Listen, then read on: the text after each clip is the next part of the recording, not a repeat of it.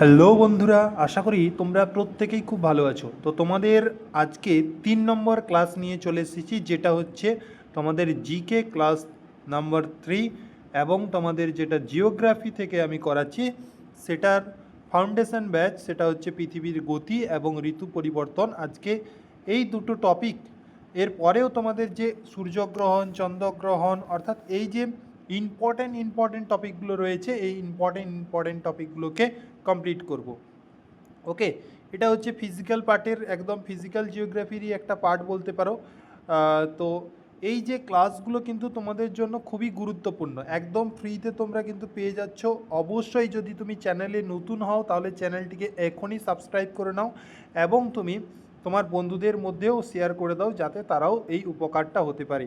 তোমরা জানো প্রত্যেকেই, প্রতিদিন খবরে প্রতিনিয়ত বলা হচ্ছে যে ভ্যাকেন্সি বেরোবে, ওই দিকে নজর না দিয়ে নিজের পড়াশুনোতে মন দাও। ডাব্লিউবিপি, কেপি, পিএসসি, পঞ্চায়েত, প্রত্যেক পরীক্ষায় কিন্তু জিকে একটা গুরুত্বপূর্ণ অবদান রাখে। তাই জিকেতে ভালো স্কোর করতে গেলে তোমাদের কিন্তু ক্লাসগুলো নিয়মিত দেখতে হবে। এরপরে তোমাদের যে হিস্ট্রি ক্লাস চলছে সেটাও দেখবে এবং তোমাদের জিওগ্রাফি ক্লাস চলছে সেটাও তোমরা মানে পরপর যাচ্ছে ক্লাসগুলো, সেগুলো তোমরা ফলো আপ করবে। নেক্সট আমরা ইকোনমি এবং তোমাদের পলিটি নিয়ে ক্লাস করাবো, সেটা শেষ করব। তারপরে আমরা ম্যাথ রিজনিং নিয়ে আমরা ক্লাস করাবো, অর্থাৎ জিকে পার্টটা পুরোপুরি শেষ করব। এই যে ইকোনমি পলিটির পর তোমাদের যেটা শুরু হবে সেটা হচ্ছে গিয়ে কি স্ট্যাটিক জিকে এবং সায়েন্স। ঠিক আছে, এইগুলো কিন্তু তোমাদেরকে এমনভাবে করানো হচ্ছে এর বাইরে কিন্তু কোনো প্রশ্ন আসবে না। একদম ফাউন্ডেশন ব্যাচ এবং একদম ফ্রি ব্যাচ, যে প্রত্যেকে এদিক সেদিকে মানে মাথা না দিয়ে এদিক সেদিকে টাকা অযথা অপচয় না করে, আমি বলবো এই চ্যানেলের সঙ্গে তোমরা যুক্ত থাকো এবং একটা খাতা বানিয়ে নাও। সেই খাতাতে তোমরা শর্ট নোট রেডি করতে থাকো, তাহলেই কিন্তু তোমাদের মানে কেউ স্কোর করতে কেউ আটকাতে পারবে না। ওকে, তো এই যে সাবজেক্ট যে রয়েছে জিওগ্রাফি, হিস্ট্রি, পলিটি, ইকোনমি, এগুলোতে আমরা বেশি পড়বো না, কারণ যতটা পারবো কম পড়ার চেষ্টা করব এবং যেগুলো পড়বো সেগুলো কিন্তু তোমাদের পরীক্ষায় আসবে। তার বাইরে কিন্তু প্রশ্ন আসার সম্ভাবনা প্রায় নেই বললেই চলে, কারণ তোমাদেরকে ম্যাথ পড়তে হবে, তোমাদেরকে ইংলিশ পড়তে হবে, তোমাদেরকে রিজনিং পড়তে হবে, অনেক সাবজেক্ট রয়েছে। তাই এগুলোতে অযথা বেশি টাইম আমরা দেব না। দেখো, পৃথিবীর গতি পিপিটি দেখেছো তো? পিপিটি তোমাদের কিন্তু একদম সুপার পিপিটি বানানো হয়েছে। পিপিটিতে কোনোরূপ কোনো খামতি নেই, তোমাদের একদম ছবি আকারে বুঝিয়ে তোমাদের একদম পেইড ব্যাচের ন্যায় তোমাদের কিন্তু ক্লাস প্রোভাইড করা হচ্ছে। শুধু একটাই অনুরোধ তোমাদেরকে, তোমরা অবশ্যই চ্যানেলটি সাবস্ক্রাইব করে নাও এবং বন্ধুদের মধ্যে শেয়ার করে দাও, কারণ এই চ্যানেলে তোমাদের কিন্তু ক্লাস, গুরুত্বপূর্ণ ক্লাস দেওয়ার দায়িত্ব আমার, আর এই চ্যানেলটিকে বড় করার দায়িত্ব কিন্তু তোমাদের। ওকে, তাই বেশি কথা বলবো না, তোমাদের একদম ক্লাসে কথা বলি, ঠিক আছে? তো দেখো, পৃথিবীর গতি, এইটা কিন্তু একটা পৃথিবীরই ম্যাপ, মানে একটা মানে ছবি বলতে পারো তোমরা। এইখানেই তোমাদের কিন্তু সমস্ত কিছু রয়েছে, আর যেটা তোমাদের প্রত্যেকটা জিনিস তোমরা এই জায়গা থেকে তোমরা কিন্তু বুঝতে পারছো। ঠিক আছে, দেখো এই যে দেখতে পাচ্ছ না, এই যে 23.5 একটা লেখা দেখাচ্ছে, এটা কিন্তু দেখো পৃথিবীর কক্ষপথের সমতলের একটা লম্ব। ঠিক আছে, তাহলে পৃথিবীর কক্ষপথের সমতলের এটা লম্ব, আর এটা হচ্ছে পৃথিবীর কক্ষপথের সমতল। এই যে এইটা হচ্ছে পৃথিবীর কক্ষপথের সমতল। আমরা জানি যে পৃথিবী সূর্যের চারিদিকে কি হয়, উপবৃত্তাকার কক্ষপথে ঘুরতে থাকে। একটা উপবৃত্তাকার কক্ষপথে পৃথিবী সূর্যের চারিদিকে ঘুরে। এইটাও যদি সূর্য হয় তাহলে এরকম একটা উপবৃত্তাকার কক্ষপথে পৃথিবী সূর্যের চারিদিকে ঘুরতে থাকে। নেক্সট দেখো, পৃথিবীর কক্ষপথের সমতলকে কেন্দ্র করে পৃথিবীর অক্ষ 23.5 হেলে থাকে। দেখো এখানে এই যে উত্তর মেরু আর এটা হচ্ছে গিয়ে দক্ষিণ মেরু, এভাবে দেখো না একটু হেলে রয়েছে না? হ্যাঁ, তাই আমরা কি বলি যে 23.5 কোণে এটি হেলে অবস্থান করে থাকে।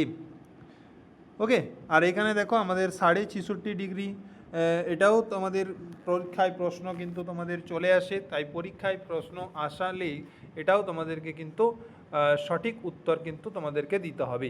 এটা কিন্তু পৃথিবীর যে অক্ষ রয়েছে সেটা কক্ষপথের সঙ্গে 66.5 কোণে হেলে থাকে। ঠিক আছে, নেক্সট দেখো তোমাদের যেটা বলার সেটা হচ্ছে গিয়ে কি না, এই যে পয়েন্টটা দেখতে পাচ্ছ এটা হচ্ছে উত্তর মেরু, আর এই পয়েন্টটা তোমরা যে দেখতে পাচ্ছ এটা হচ্ছে দক্ষিণ মেরু। এবং এই যে দেখো এইটা হচ্ছে তোমাদের মকর ক্রান্তি রেখা, এটা হচ্ছে মকর ক্রান্তি রেখা, আর এইটাও তোমাদের হচ্ছে কি, এটা হচ্ছে কর্কট ক্রান্তি রেখা। আর এই যে মাঝের যে রেখাটা দেখতে পাচ্ছ, এই মাঝের রেখাটা হচ্ছে গিয়ে নিরক্ষরেখা। এই যে জিনিসটা তোমাদেরকে একটু মাথায় রাখতে হবে, যে এই যে ওপরে যেটা রয়েছে সেটা হচ্ছে কর্কট ক্রান্তি রেখা, নিচে যেটা রয়েছে সেটা হচ্ছে কি না মকর ক্রান্তি রেখা, এবং মাঝে যেটা রয়েছে সেটা হচ্ছে নিরক্ষরেখা। এই যে উপরটা হচ্ছে উত্তর মেরু এবং নিচটা হচ্ছে কি দক্ষিণ মেরু। ওকে, চিত্রের ব্যাখ্যা যদি আমি দেখতে যাই, দেখো উত্তর মেরু পৃথিবীর অক্ষের উত্তর প্রান্তে রয়েছে, আর দক্ষিণ মেরু পৃথিবীর অক্ষের দক্ষিণ প্রান্তে আমরা দেখতে পাচ্ছি। পৃথিবীর কক্ষপথের সমতল, পৃথিবী যে সমতলে সূর্যের চারিদিকে প্রদক্ষিণ করছি। কর্কট ক্রান্তি রেখা কী হবে, 23.5 ডিগ্রি উত্তর অক্ষাংশ রেখা। মকর ক্রান্তি রেখা 23.5 ডিগ্রি দক্ষিণ অক্ষাংশ রেখা। নিরক্ষরেখা দেখো, নিরক্ষরেখার মান কত, 0 ডিগ্রি, তাই না? এবং নিরক্ষীয় তল কী হবে, নিরক্ষীয় তল রেখার লম্ব হয়ে থাকে। এবং মেরু কি হয়, মেরু রাশির ক্রান্তীয় একক, রাশির ক্রান্তীয় অংশ, রাশির ক্রান্তীয় অংশ, অর্থাৎ কর্কট ক্রান্তি এবং মকর ক্রান্তির কি হয়, মাঝের অংশ। খুব ইম্পর্ট্যান্ট। ওকে, এই জিনিসগুলো তোমাদেরকে কিন্তু মনে রাখতে হবে। আর দেখো যেটা গুরুত্বপূর্ণ তথ্য এখানে জানার রয়েছে, যে পৃথিবীর অক্ষ 23.5 ডিগ্রি কাত হয় বলে ঋতু পরিবর্তন হয়ে থাকে। এবং কর্কটক্রান্তি মকরক্রান্তি রেখার মাঝের অংশকে আমরা কি বলি, মেরু রাশির ক্রান্তীয় অংশ, মেরু রাশির ক্রান্তীয় অংশ।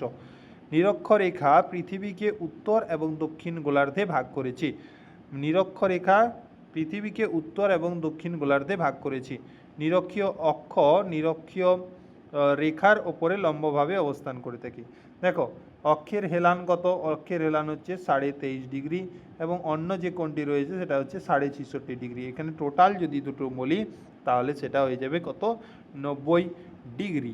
ওকে, এরপরে দেখো আমাদের যেটা জানতে হবে, যে পৃথিবীর প্রধান দুটি আমরা গতি দেখতে পাই, একটা কি, একটা হচ্ছে গিয়ে রোটেশন মোশন, আর একটা হচ্ছে গিয়ে কি রিভলিউশন মোশন, অর্থাৎ অক্ষীয় গতি, আর একটা হচ্ছে কি কক্ষপথ গতি। অক্ষীয় গতি কি, অক্ষীয় গতিটা হচ্ছে গিয়ে তোমাদের যেটা বলার, অর্থাৎ আবর্তন গতি এবং পরিক্রমণ গতি। ঠিক আছে, আমি মানে যেগুলো তোমাদের জানা নাম সেগুলো আমি একটু অ্যাভয়েড করার চেষ্টা করেছি, কারণ পরীক্ষায় কিন্তু জানা নামগুলো অনেক সময় দেয় না। এগুলো তোমরা প্রত্যেকেই জানো, যদি তোমাদের বলে দেয় যে আবর্তন গতি, তাহলে তোমরা জানো যে পৃথিবী তার অক্ষের চারপাশে যে পশ্চিম থেকে পূর্ব দিকে ঘুরপাক খায়, সেটাই হচ্ছে গিয়ে পৃথিবীর আবর্তন গতি। ঠিক আছে, তো এইটা না দিয়ে তোমাদের কিন্তু ইংলিশের যে দুটো নাম সেটা আমিও দিয়ে দিয়েছি, ইংলিশের দুটো নামও দিতে পারি, এছাড়াও তোমাদের কিন্তু অক্ষীয় গতিও বলতে পারি। তাই তোমাদেরকে যেগুলো তোমাদের জানা নয় সেগুলো কিন্তু আমি তোমাদের কিন্তু একটু বলার চেষ্টা করছি। তাহলে পৃথিবী তার অক্ষের চারপাশে পশ্চিম থেকে পূর্ব দিকে যখন ঘোরে, সেটিকে আমরা কি বলি, অক্ষীয় গতি বলে থাকি। এর ফলে দিন এবং রাতে কি হয়, এর ফলে দিনে এবং রাতে পরিবর্তন ঘটে, যা আমরা দৈনিক গতি হিসাবে জানি। তাহলে পৃথিবী কোন দিক থেকে কোন দিকে ঘোরে, মুভমেন্ট করে পশ্চিম থেকে পূর্ব দিকে ঘোরে। এর জন্য কি হয়, যেটা মোস্ট ইম্পর্ট্যান্ট সেটা হচ্ছে এর জন্য কিন্তু দিন এবং রাতের পরিবর্তন ঘটে থাকে। এরপরে দেখো আমরা এইটা যদি আমি দেখি, তাহলে এখানে আমরা মূল তথ্য কি জানবো, অক্ষীয় গতিতে অক্ষীয় গতির একবার ঘুরতে সময় কত লাগে, 24 ঘন্টা। প্রত্যেকে আমরা জানি এটা পশ্চিম থেকে পূর্ব দিকে ঘুরে থাকে। অক্ষের কৌণিক হেলান হচ্ছে 23.5 ডিগ্রি। এটি ঋতু পরিবর্তনের জন্য দায়ী। অক্ষ কি, উত্তর মেরু থেকে দক্ষিণ মেরু পর্যন্ত কঙ্কিত রেখা। নেক্সট দেখো আমাদের যেটা মেন 2 নম্বর গতি, সেটা কি না কক্ষপথ গতি বা পরিক্রমণ গতি বা রিভলিউশন গতি। ঠিক আছে, এটা কি না পৃথিবী যখন সূর্যকে কেন্দ্র করে একটা উপবৃত্তাকার কক্ষপথে ঘোরে, পৃথিবী যখন সূর্যকে কেন্দ্র করে একটা উপবৃত্তাকার কক্ষপথে ঘোরে, তখন কিন্তু আমরা তাকে বলে থাকি কক্ষপথ গতি। ওকে, বা পরিক্রমণ গতি বা বার্ষিক গতি, অনেকগুলো নাম হয়, তাই তোমাদের এই প্রত্যেকটা নাম কিন্তু তোমাদেরকে একটু মাথায় রাখতে হবে, এই প্রত্যেকটা নাম কিন্তু তোমাদেরকে মাথায় রাখতে হবে। ওকে, তাহলে বার্ষিক গতিও আমরা বলে থাকি। আর এই পৃথিবী এই উপবৃত্তাকার কক্ষপথে একবার পূর্ণ ঘুরতে সময় নেয় কত? 365 দিন 5 ঘন্টা 48 মিনিট 46 সেকেন্ড, এটাকে আমরা 6 ঘন্টাও ধরে থাকি। এই গতির কারণে পৃথিবীতে কি হয়? ঋতু পরিবর্তন হয়। ঠিক আছে, একবার ঘুরতে কত নেয়? তাহলে আমি বললাম যে প্রায় 365 দিন 6 ঘন্টা। এর পথ কি? উপবৃত্তাকার কক্ষপথ, এটি পশ্চিম থেকে পূর্ব দিকে ঘোরে এবং কক্ষের গড় গতি আমি যদি বলি, এই যে কক্ষপথের এর গড় গতি হচ্ছে 29.78 কিমি প্রতি সেকেন্ড। ওকে, তোমাদের কিন্তু মনে রাখতে হবে। দেখো আরেকটা যেটা জিনিস, সেটা কি না, সেটা হচ্ছে কি না, সূর্য দেখো পৃথিবী যে ঘুরছে, ঠিক আছে, এই জায়গায় তোমাদের যখন থাকে তখন তাকে আমরা বলি গ্রীষ্মায়ন, এই জায়গায় মার্চ যখন থাকে তখন তাকে আমরা বলি বসন্ত বিষুব, সেপ্টেম্বরের দিকে দেখো শরৎ বিষুব এবং ডিসেম্বরের দেখো শীতায়ন, তো আমরা বলে থাকি। পরবর্তীতে আমরা প্রত্যেকটা জিনিস ইন ডিটেলস আলোচনা করব তোমাদের পুরোপুরি, কিন্তু আজকের ক্লাসের পর তোমাদের কিন্তু সব কিছু তোমাদের একদম মাথায় গেঁথে যাবে, আর কিন্তু তোমাদের কোনো ক্লাস দেখতে হবে না। নেক্সট দেখো পৃথিবীর গতির একটা সংক্ষিপ্ত নোট, যেগুলো তোমাদের কিন্তু আসে পরীক্ষায়, সেটা কিন্তু তোমাদেরকে একটু বলে দিই। ঠিক আছে, অর্থাৎ পরিহেলিয়ন, ঠিক আছে, পরিহেলিয়ন কি? এটা কিন্তু মানে সবচেয়ে কাছে যখন পৃথিবী থাকে, যখন পৃথিবী সূর্যের কাছাকাছি থাকে, তাকে আমরা বলে থাকি কি না পরিহেলিয়ন। পরিহেলিয়ন কি না, এটি কখন ঘটে থাকে? এটি কিন্তু আমরা যখন দেখতে পাই, সেটা কি না, এটি কখন ঘটে থাকে একটু আমি বলে দিই। এটা তোমাদের 3রা জানুয়ারি ঘটে থাকে। 3রা জানুয়ারি যখন তার দূরত্ব কত থাকে, এটা শীতকালে হয় এবং উত্তর গোলার্ধে আমরা দেখতে পাই যার দূরত্ব থাকে 147 মিলিয়ন কিমি, 147। অপহেলিয়ন কি? অপহেলিয়ন হচ্ছে যখন সূর্য দূরে থাকে, মানে পৃথিবী থেকে সূর্য সবচেয়ে দূরে থাকে যখন, তখন তাকে আমরা বলে থাকি কি না অপহেলিয়ন। এই যে এই দুটো নাম বললাম, এগুলো কিন্তু তোমরা আগেও পড়েছো। কেউ বলতে পারবে যে এই দুটো নাম আমরা কি নামে পড়েছি? একটু অবশ্যই তোমরা কমেন্ট বক্সে জানাবে যদি তোমাদের জানা থাকে। ঠিক আছে, তোমরা প্রত্যেকেই জানো যে অপসুর অনুসুর জানো না, এই অপসুর অনুসুরেরই কথা আমি কিন্তু বলছি। ঠিক আছে, তাহলে 14,07,00,000 কিমি এটা 3রা জানুয়ারি, এবং 4ঠা জুলাই যেটা, সেটা কি 15,20,00,000 কিমি, 2 লক্ষ কিমি। ঠিক আছে, সরি, হ্যাঁ, এইটা কিন্তু তোমাদের কিন্তু মনে রাখতে হবে। এবং আরেকটা দেখো, আরেকটা যেটা ইম্পর্টেন্ট, সেটা কি, সেটা হচ্ছে কি না অফসাইড লাইন। অফসাইড লাইন কি না পরিহেলিয়ন মানে অপসুর এবং অনুসুরের মাঝে যে কাল্পনিক রেখা সূর্যের কেন্দ্রের মাধ্যমে ঢেলে থাকে, তাকে আমরা বলে থাকি অফসাইড, তাকে আমরা বলে থাকি কি অফসাইড। ওকে, এটি সারা বছর ঘটে থাকে, এটি আমরা সারা বছর পরিলক্ষিত হতে দেখতে পাই। তাহলে এই যে অপসুর অনুসুর নিয়ে যে বললাম, আশা করি তোমাদের কাছে জিনিসটা পুরোপুরি ক্লিয়ার হয়েছে। ওকে, একটু আরেকবার তোমরা দেখে নেবে ভিডিওটি দরকার হলে। নেক্সট দেখো ঋতু পরিবর্তন। এই যে ঋতু পরিবর্তন, এখান থেকে কিন্তু তোমাদের প্রশ্ন বারংবার পরীক্ষায় এসেছে। ঠিক আছে, প্রত্যেকটা তারিখ কিন্তু তোমাদেরকে খুব ভালোভাবে মনে রাখতে হবে, তাহলে কিন্তু তোমরা পরীক্ষায় ভুল করবে না। ওকে, ঋতু পরিবর্তন কি? পৃথিবী তার কক্ষপথে সূর্যের চারিদিকে পরিভ্রমণ করে বা পরিক্রমণ করে। এই পরিক্রমণের সময় পৃথিবীর অক্ষ 23.5 ডিগ্রি কৌণিক হেলে থাকে এবং হেলের দিকে অপরিবর্তিত থাকে। এর ফলে সারা বছর জুড়ে সূর্যের প্রাতিত্বে তারতম্য হয় এবং কি হয়, আমাদের তাপের যে তারতম্য হয়ে থাকে, এর জন্য কি হয়, ঋতু পরিবর্তন আমরা লক্ষ্য করতে পারি। ফার্স্ট অফ অল যদি আমি বলি 21শে মার্চ, তাহলে সেটাকে আমরা বলে থাকি কি মার্চ বিষুব, মার্চ বিষুব বলে থাকি। ঠিক আছে, যেটা কি না সূর্যরশ্মি পৃথিবীর বিষুব রেখায় লম্বভাবে পড়ে। জায়গাটা কখন ঘটে থাকে? বসন্ততে। এবং 21শে জুন যেটা হচ্ছে জুন আয়ন্তকাল, জুন আয়ন্তকাল এটা আমরা কখন গ্রীষ্মের সময় দেখতে পাই। এবং সেপ্টেম্বর বিষুব যেটা হচ্ছে 23শে সেপ্টেম্বর, যেটা হচ্ছে কি 23শে সেপ্টেম্বর। এবং দেখো আরেকটা যেটা রয়েছে আমাদের 22শে ডিসেম্বর, যেটা হচ্ছে কি না ডিসেম্বর আয়ন্ত, ঠিক আছে। এটা আমরা প্রত্যেকে কিন্তু এই তারিখগুলো তোমাদেরকে মনে রাখতে হবে। এবং এখানে ছবি আকারে তোমাদের খুব ভালোভাবে ডায়াগ্রাম করে দেওয়া রয়েছে, প্রত্যেকে কিন্তু অবশ্যই খাতাতে একটা ছবি এঁকে এই তারিখগুলো এইভাবে তোমরা দিয়ে রাখবে যাতে তোমাদের কোনো অসুবিধে না হয়, ঠিক আছে। এইগুলো তো তোমাদের আমি বলেইছি যে এইগুলো আগেও আমি বলেছি যে পৃথিবী সূর্যের চারিদিকে ঘুরতে 365 দিন 6 ঘন্টা সময় লাগে। আর কৌণিক হেলান কত থাকে 23.5 ডিগ্রি থাকে, কক্ষের হেলান অপরিবর্তিত থাকায় কী হয় ঋতু পরিবর্তন ঘটে থাকে।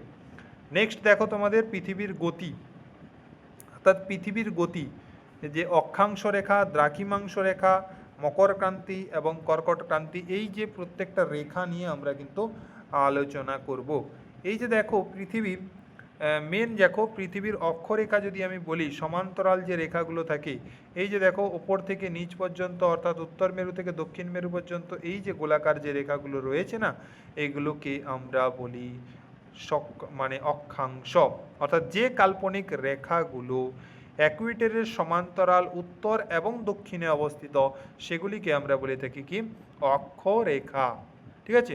অক্ষাংশের রেখা কি হয় না, ইকুয়েটরের উত্তরে অবস্থিত অক্ষাংশ রেখাগুলি উত্তর অক্ষাংশ এবং দক্ষিণে যে রেখাগুলি থাকে সেগুলোকে আমরা বলে থাকি দক্ষিণ অক্ষাংশ। এবং এই যে দেখো তোমাদের নোট করা রয়েছে যেটা তোমাদেরকে যেটা বলা হয় কর্কটক্রান্তি রেখা এবং যেটা আমরা বলি থাকি মকরক্রান্তি রেখা, এই যে রেখাটাকে, ঠিক আছে, এই যে রেখাটাকে। এবং মাঝের যে রেখাটা সেটা কি হয় ইকুয়েটর বা নিরক্ষরেখা, যার মান কত 0 ডিগ্রি।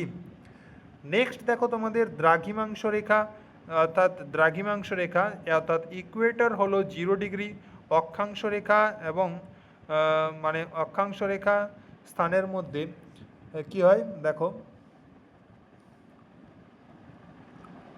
তাহলে দ্রাঘিমাংশ রেখা কি না, যে কাল্পনিক রেখাগুলো উত্তর মেরু থেকে দক্ষিণ মেরু পর্যন্ত চলে সেগুলিকে আমরা বলে থাকি কি দ্রাঘিমাংশ, অর্থাৎ উত্তর মেরু থেকে দক্ষিণ মেরু পর্যন্ত। এই যে তোমরা দেখতে পাচ্ছ এই যে রেখাগুলো, এগুলোকে আমরা কি বলি না দ্রাঘিমাংশ রেখা অর্থাৎ মেরিডিয়ান। এখানে তোমাদের এটা ভুল রয়েছে, তোমরা একটু ঠিক করে নেবে। কর্কটক্রান্তি রেখা আমি বললাম যে 23.5 ডিগ্রি অক্ষাংশে থাকে এবং 23.5 ডিগ্রি অক্ষাংশে এটা থাকে মকরক্রান্তি রেখা। নেক্সট দেখো দ্রাঘিমাংশ রেখা, এইখানে তোমাদের দেওয়া রয়েছে ভালোভাবে দ্রাঘিমাংশ রেখাটা। এইখানে দেখো যে কাল্পনিক রেখাগুলি উত্তর মেরু থেকে দক্ষিণ মেরু পর্যন্ত চলে সেগুলিকে আমরা বলে থাকি দ্রাঘিমাংশ রেখা হচ্ছে। এই যে এগুলি সমান্তরাল নয় তবে এদের দৈর্ঘ্য কিন্তু সমান হয়ে থাকে। দ্রাঘিমাংশ কত না যেটা বলা হয়েছে যে গ্রিনউইচ ইংল্যান্ডের মধ্য দিয়ে যাওয়া দ্রাঘিমাংশের রেখাটি প্রাইম মেরিডিয়ান বলা হয়ে থাকে। কি বলা হয় প্রাইম মেরিডিয়ান বলা হয়ে থাকে। এবং যার দ্রাঘিমাংশ কত, যার দ্রাঘিমাংশ হচ্ছে গিয়ে 0 ডিগ্রি। ওকে, এগুলো তোমরা দেখে নেবে এক নজরে এবং মনে রাখার টিপসগুলো তোমাদের রয়েছে, প্রত্যেকে তোমরা কিন্তু অবশ্যই কিন্তু তোমরা দেখে নেবে। ওকে, নেক্সট দেখো তোমাদের যেটা বলার সেটা কি না পৃথিবীর গতি। পৃথিবীর গতি তো দেখো তোমাদের যেটা তথ্য যে দেওয়া রয়েছে পৃথিবীর গতি,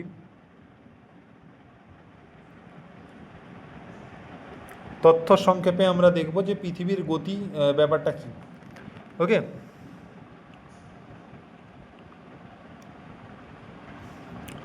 পৃথিবীর যে গতি রয়েছে আমাদের দক্ষিণাংশের পশ্চিম থেকে পূর্ব দিকে আমরা দেখতে পাই যে পশ্চিম থেকে পূর্ব দিকে কি হয় দ্রাঘিমাংশ থাকে। তো কি বলেছে দেখো প্রাইম মেরিডিয়ানের বাম দিকে অবস্থিত দ্রাঘিমাংশগুলিকে পশ্চিম দ্রাঘিমাংশ এবং ডান দিকে অবস্থিত যে দ্রাঘিমাংশগুলি থাকে সেগুলোকে আমরা বলে থাকি কি না পূর্ব দ্রাঘিমাংশ, পূর্ব দ্রাঘিমাংশ বলা হয়ে থাকে। এবং সময়ের পার্থক্য কি না এক দ্রাঘিমাংশ থেকে অন্য দ্রাঘিমাংশের মধ্যে সময়ের পার্থক্য 4 মিনিট এবং তাদের মধ্যে দূরত্বকে আমরা কি বলি, তাদের মধ্যে দূরত্বকে আমরা বলে থাকি কি গড়। তাদের মধ্যে যে দূরত্ব থাকে সেই দূরত্বকে আমরা বলে থাকি কি গড়। ওকে, তো কি বলেছে না কর্কট ক্রান্তি সোলট্রিক্স যেটা কি সোলটিস সেটা কি না বলেছে 21শে জুন তারিখে সূর্য কর্কট ক্রান্তিতে প্রত্যক্ষভাবে পতিত হয়। এটিকে কর্কট ক্রান্তি সোলটিক্স বলে এবং এই দিনটি উত্তর গোলার্ধের সবচেয়ে দীর্ঘ দিন হয়। ঠিক আছে, নেক্সট দেখো মকর সংক্রান্তি কি। মকর সংক্রান্তি যেটা হচ্ছে 22শে ডিসেম্বর। মকর সংক্রান্তি কি বলবো এটাকে আমরা, মকর সংক্রান্তি যে 22শে ডিসেম্বর এটাকে আমরা বলবো দেখো কর্কট সংক্রান্তি 21শে জুন এবং মকর সংক্রান্তি 22শে ডিসেম্বর। তো 22শে ডিসেম্বর সূর্য মকর সংক্রান্তিতে কি হয় প্রত্যক্ষভাবে পতিত হয় এবং এটি মকর সংক্রান্তি বলা হয়ে থাকে। এই দিনটি দক্ষিণ গোলার্ধের সবচেয়ে দীর্ঘ দিন হয়। এবং দেখো ইকুইন্স কি না, এটি পৃথিবীতে এমন একটা পরিস্থিতি, ইকুইন্সটা আমরা জানবো যে এটি হচ্ছে পৃথিবীতে এমন একটা পরিস্থিতি, মানে এমন একটা পরিস্থিতি যখন সূর্যের রশ্মি ইকুয়েটরের ওপর প্রত্যক্ষভাবে পতিত হয় তখন পৃথিবীর সব স্থানেই দিন রাত্রি সমান হয়। সব স্থানে কি হয়, দিন রাত্রি কিন্তু সমান হয়ে থাকে। অর্থাৎ 21শে মার্চ এবং 23শে সেপ্টেম্বর, 21শে মার্চ এবং 23শে সেপ্টেম্বর। ওকে, এখানে প্রত্যেকটা জিনিস ছক আকারে তোমাদের দেওয়া রয়েছে, প্রত্যেকে তোমরা কিন্তু একবার করে চোখ বুলিয়ে নেবে। নেক্সট দেখো আমাদের যেটা বলার সেটা হচ্ছে কি না, পৃথিবীর এই গতির ফলে দুটো জিনিস আমাদের ঘটে। সেটা কি, সেটা হচ্ছে আমাদের যে পৃথিবীর গতির জন্য সূর্যগ্রহণ এবং চন্দ্রগ্রহণ, এই দুটো জিনিস তোমাদেরকে ক্লিয়ার করে দিচ্ছি, সূর্যগ্রহণ এবং চন্দ্রগ্রহণ কি, এবং এখান থেকে তোমাদের কি প্রশ্ন আসবে। দেখো সূর্যগ্রহণ কি না, যখন চাঁদ সূর্য এবং পৃথিবীর মধ্যে চলে আসে, যখন কি হয় চাঁদ সূর্য এবং পৃথিবীর মধ্যে চলে আসে তখন তাকে আমরা বলি, মানে যখন সূর্য এবং পৃথিবীর মাঝে কি চলে আসে, চাঁদ চলে আসে, তখন তাকে আমরা বলবো কি, সূর্যগ্রহণ। যদি সূর্যের একটি অংশ ঢাকা পড়ে তাহলে সেটাকে বলা হয় আংশিক সূর্যগ্রহণ, এবং যদি পুরোটা ঢাকা পড়ে তাহলে সেটাকে আমি বলি পূর্ণ সূর্যগ্রহণ। তো পূর্ণ সূর্যগ্রহণের সময় কি হয়, সব সময় কি হয়, নতুন চাঁদের দিন হয়। এক বছরে সর্বাধিক 5টি সূর্যগ্রহণ হতে পারে। মোস্ট ইম্পর্ট্যান্ট, এটা কিন্তু তোমাদের পরীক্ষায় এসে যায় যে এক বছরে সর্বাধিক কয়বার সূর্যগ্রহণ হতে পারে, 5টি সূর্যগ্রহণ আমরা লক্ষ্য করতে পারি। নেক্সট দেখো চন্দ্রগ্রহণের সময় কি হয় না, পৃথিবী যখন সূর্য এবং চাঁদের মাঝে চলে আসে তখন সেটাকে আমরা বলি চন্দ্রগ্রহণ। এরপরে দেখো চন্দ্রগ্রহণ কি হয়, সব সময় পূর্ণ চাঁদের রাতে ঘটে, তবে সব সময় পূর্ণ চাঁদে চন্দ্রগ্রহণ ঘটে না। মানে চন্দ্রগ্রহণ সর্বাধিক আমরা 3বার দেখতে পারি এক বছরে, ঠিক আছে, আর চন্দ্রগ্রহণ আমরা 3বার দেখতে পারি এবং সূর্যগ্রহণ আমরা 5বার দেখতে পারি। সূর্যগ্রহণের মতো চন্দ্রগ্রহণও আংশিক এবং পূর্ণ কিন্তু আমরা দেখতে পাই এবং হতে পারে। এখানে দেখো তোমাদের ছবিতে তোমরা স্পষ্টতই বুঝতে পারছো যে কিভাবে সূর্যগ্রহণ এবং চন্দ্রগ্রহণ হচ্ছে। ওকে, দেখো তাহলে আমরা যেটা বললাম মেন জিনিস আমাদের যেটা মনে রাখতে হবে যে চাঁদ কোথায় থাকে, চাঁদ মাঝখানে থাকে, সূর্য এদিকে থাকে এবং পৃথিবী এদিকে থাকে, তখন তাকে সূর্যগ্রহণ বলি, অর্থাৎ চাঁদ মাঝে থাকছে, ঠিক আছে। আর এখানে কি হচ্ছে, চন্দ্রগ্রহণের সময় পৃথিবী আমাদের মাঝে থাকছে, তাই জন্য এটি পরিলক্ষিত আমরা দেখতে পাচ্ছি। নেক্সট দেখো আমাদের যেটা ইন্টারন্যাশনাল ডেট লাইন অর্থাৎ আন্তর্জাতিক তারিখ লেখা, এটা নিয়ে আমাদেরকে কিন্তু একটু মনে রাখতে হবে। এখান থেকেও কিন্তু তোমাদের প্রশ্ন অনেকবার পরীক্ষায় এসেছে। দেখো তাহলে এই যে আন্তর্জাতিক তারিখ রেখা, এটার মান আমাদের কিন্তু বারবার পরীক্ষায় আসে যে 180 ডিগ্রি দ্রাঘিমাকে আন্তর্জাতিক তারিখ রেখা বলা হয়ে থাকে, কারণ এই রেখার উভয় দিকের তারিখ এক দিনের পার্থক্য থাকে, অর্থাৎ উভয় দিকের যে তারিখ সেটাতে কিন্তু এক দিনের পার্থক্য আমরা লক্ষ্য করতে পারি। দেখো এই রেখার পূর্ব দিকে গেলে একদিন বাড়ে এবং পশ্চিম দিকে গেলে কি হয়, একদিন কমে। তাহলে পূর্ব দিকে যদি আমি যাই তাহলে একদিন বাড়বে এবং পশ্চিম দিকে গেলে একদিন কমে যাবে। আন্তর্জাতিক তারিখ রেখা আন্তর্জাতিক তারিখ রেখা আর্কটিক সাগর, তারপরে বেরিং সাগর এবং প্রশান্ত মহাসাগরের দিকে চলে। ঠিক আছে, আর্কটিক সাগর, বেরিং সাগর এবং প্রশান্ত মহাসাগরের দিয়ে চলে। এবং এটি কি হয়, মানে কোন কোন সাগরের মধ্য দিয়ে গেছে আন্তর্জাতিক তারিখ রেখা, তাহলে কি হবে আন্টার্কটিক সাগর, বেরিং সাগর এবং প্রশান্ত মহাসাগর। এটি 22শে অক্টোবর 1884 সালে ওয়াশিংটনে নির্ধারণ করা হয়েছিল। কোথায় নির্ধারণ করা হয়েছিল? 1884 সালে 22শে অক্টোবর ওয়াশিংটনে। এবং সবচেয়ে যেটা মেন মনে রাখার সেটা হচ্ছে কি না, বেরিং প্রণালী আন্তর্জাতিক তারিখ রেখার সমান্তরাল। বেরিং প্রণালী আন্তর্জাতিক তারিখ রেখার সমান্তরাল। ওকে, দেখো তোমাদের ছবিতে তোমরা কিন্তু একদম স্পষ্টতই দেখতে পাচ্ছ আন্তর্জাতিক তারিখ রেখাটা এইভাবে বেশ সোজাভাবে গেছে। ঠিক আছে, এরপরে দেখো তোমাদের মেন জিনিস যেটা, সেটা কি না, পুরো পৃথিবী 24 ঘন্টায় সূর্য একবার প্রদক্ষিণ করে, একদিন সমান 24 ঘন্টা, 360 ডিগ্রি অর্থাৎ 24 ঘন্টা। এভাবে তোমাদেরকে কিন্তু মেন ইকুয়েশন কিন্তু দেখানো হয়ে গেছে। এরপরে দেখো এর অবস্থান যদি আমি বলি 180 ডিগ্রি দ্রাঘিমাংশ। নির্ধারণের তারিখ কি? 22শে অক্টোবর 1884। নির্ধারণের স্থান কোথায়? ওয়াশিংটন যুক্তরাষ্ট্রে রয়েছে। যে যে অঞ্চল দিয়ে প্রবাহিত হয়েছে আটলান্টিক সাগর, বেরিং সাগর এবং প্রশান্ত মহাসাগর। এবং দেখো বেরিং আন্তর্জাতিক তারিখ রেখা কি হয়? সমান্তরাল হয়ে থাকে। পূর্ব দিকে গেলে একদিন বাড়ে এবং পশ্চিম দিকে গেলে কি হয়? একদিন কমে।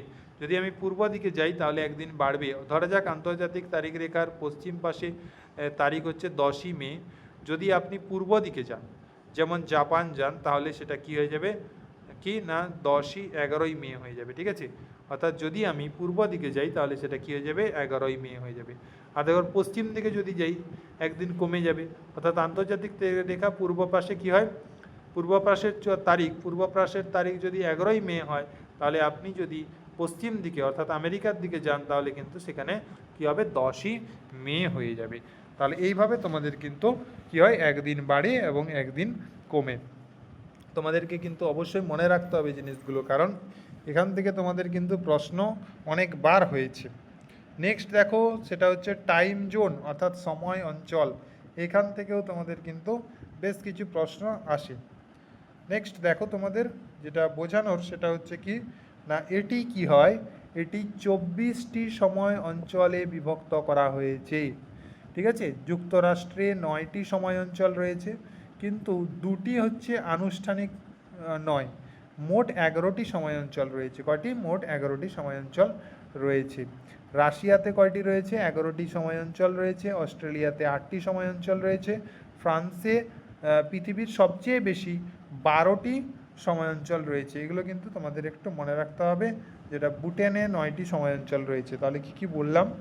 যে যুক্তরাষ্ট্রে 9টি সময় অঞ্চল রয়েছে, 2টি আনুষ্ঠানিক নয়, মোট 11টি সময় অঞ্চল রয়েছে। রাশিয়াতেও 11টি, অস্ট্রেলিয়াতেও 8টি এবং পৃথিবীতে সবচেয়ে বেশি অর্থাৎ ফ্রান্সের পৃথিবীর সবচেয়ে বেশি 12টি রয়েছে। ঠিক আছে, ছবিতে তোমরা স্পষ্টতই দেখতে পাচ্ছ প্রত্যেকে। নেক্সট দেখো আরও সময় অঞ্চল নিয়ে যেটা আমাদের মনে রাখতে হবে, যে ডেনমার্কে কয়টি রয়েছে? ডেনমার্কে 5টি এবং প্রতি এক সময় অঞ্চল 15 ডিগ্রি দ্রাঘিমাংশের সমান। এটা তোমাদের একটু মনে রাখতে হবে যে প্রতি 15 দ্রাঘিমাংশে 1 ঘন্টা পরিবর্তন হয়ে থাকে, অর্থাৎ প্রতি সময় অঞ্চল 15 ডিগ্রি দ্রাঘিমার সমান। আন্তর্জাতিক তারিখ রেখার কাছাকাছি এলাকা অনেকটাই কি হয়? বরফাচ্ছাদিত থাকে এবং প্রচুর ঠান্ডা অবস্থান করে। এই কারণে সেখানকার কি হয়? সেখানকার তাপমাত্রা অত্যন্ত পরিমাণে কিন্তু কম হয়। ওকে, নেক্সট দেখো, তাপমাত্রার অক্ষাংশগুলির কি আঞ্চলিক বন্টন, অর্থাৎ কি আঞ্চলিক যে বন্টন রয়েছে অর্থাৎ 7টি বন্টন, এই 7টি বন্টন আমরা পুরোপুরি জানব। ঠিক আছে, দেখো পরীক্ষায় এই জিনিসগুলো একটু একটু করে দেখে রাখা ভালো, কখন কি পরীক্ষায় চলে আসবে তার কিন্তু কোনো ঠিক নেই, তাই তোমাদেরকে কিন্তু একটু জেনে রাখা অবশ্যই ভালো। দেখো তাহলে এখানে যদি আমি মূল ব্যাপারটা বলি তাহলে কি না, পৃথিবী হচ্ছে গোলাকার, তার অক্ষ 23.5 ডিগ্রি হেলে থাকার কারণে সূর্যের রশ্মি সবসময় সমানভাবে পড়ে না, তাই অক্ষাংশ ভেদে তাপমাত্রার তারতম্য হয়। বিভিন্ন আঞ্চলিক অংশ সৃষ্টি হয়। ঠিক আছে, ভূমধ্যরেখা থেকে উত্তর এবং দক্ষিণ মেরু পর্যন্ত যে কৌণিক দূরত্ব থাকে সেগুলোকে আমরা কি বলি? অক্ষাংশ। এই 7টি অঞ্চল আমরা যদি বলি সেগুলো কি না সমুদ্রতলীয় অঞ্চল, অন্তঃক্রান্তীয় অঞ্চল, উষ্ণমণ্ডলীয় অঞ্চল, উপক্রান্তীয় অঞ্চল, মধ্যমমণ্ডলীয় অঞ্চল, তুন্দ্রা অঞ্চল এবং মেরু অঞ্চল। এইগুলো কিন্তু আমাদের 7টি ভাগ রয়েছে এবং এই 7টি ভাগের প্রত্যেকটা কত ডিগ্রিতে রয়েছে কি রয়েছে সেগুলো আমরা পুরোপুরি জানব। তারপরেই কিন্তু আমরা সমুদ্রীয় প্রত্যেকটা একটু আলাদা করে জেনে নেব। ঠিক আছে, দেখো তাহলে প্রথমে যদি আমি বলি সেটা কি না উত্তর মেরু থেকে আমি যদি বলি যে উত্তর হিমশীতল বা উপশীতল হিমশীতল অঞ্চল, যেটা কত থেকে কত ডিগ্রি রয়েছে আমাদের, যেটা আমাদের রয়েছে কত না যেটা রয়েছে আমাদের দেখো 66.5 ডিগ্রি উত্তরে রয়েছে। নেক্সট রয়েছে দেখো যে উত্তর নাতিশীতোষ্ণ অঞ্চল, যেটা হচ্ছে 23.5 ডিগ্রি উত্তরে রয়েছে। এবং দেখো সমুদ্রতলীয় অঞ্চল এবং বিষুবরেখা, এটাকে আমরা বলি বিষুবরেখা।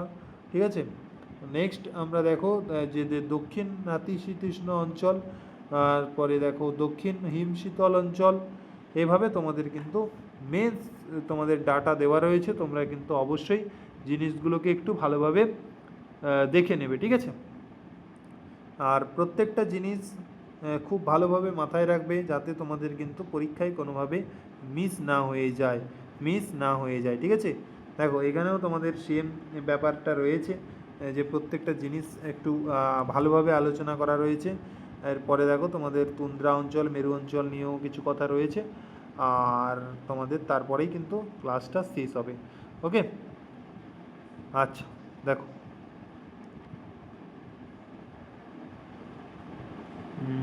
এটা নয়, এইটা সমুদ্রতলীয় অঞ্চল কি না এটি 5 ডিগ্রি উত্তর থেকে 5 ডিগ্রি দক্ষিণ অক্ষাংশের মধ্যে পৃথিবীর সমকেন্দ্রে দুপাশে অবস্থিত।